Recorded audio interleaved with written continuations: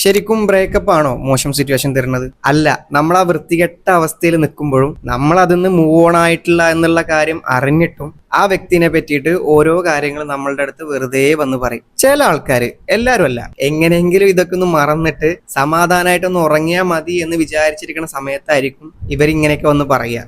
ശരിക്കും ഇവര് നമ്മളുടെ മൂവ് ഓൺ ആഗ്രഹിക്കുന്നുണ്ടോ?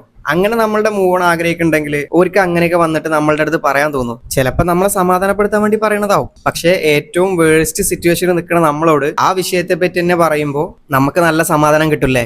ഡിയർ ബ്രോസ് ആൻഡ് സിസ്റ്റേഴ്സ്, ഇങ്ങടെ കൂട്ടത്തില് ആരെങ്കിലും ബ്രേക്കപ്പ് ആയിട്ടോ ബ്രേക്കപ്പ് ഫേസ് ചെയ്തിട്ടോ നിൽക്കുന്നുണ്ടെങ്കിൽ ഓരോടൊരിക്കലും ആ വ്യക്തിനെ പറ്റിയിട്ടോ അല്ലെങ്കിൽ ആ വിഷയത്തിനെ പറ്റിയിട്ടോ ഒന്നും തന്നെ പറയരുത്. അത് തീയിൽ നിൽക്കുമ്പോൾ കാലിന്റെ ഇടയിൽ പെട്രോൾ ഒഴിക്കണ പോലെയാണ്. Don't do that. ഓരെ സമാധാനപ്പെടുത്തണം എന്നുണ്ടെങ്കിൽ നിങ്ങൾ വേറെ എന്തെങ്കിലുമൊക്കെ പറഞ്ഞോ. സോ ഒരിക്കലും അത് ചെയ്യരുത്. ഞാൻ പറഞ്ഞതൊന്ന് ആലോചിച്ച് നോക്ക്. അപ്പൊ അത്രേ ഉള്ളൂ. Follow for more.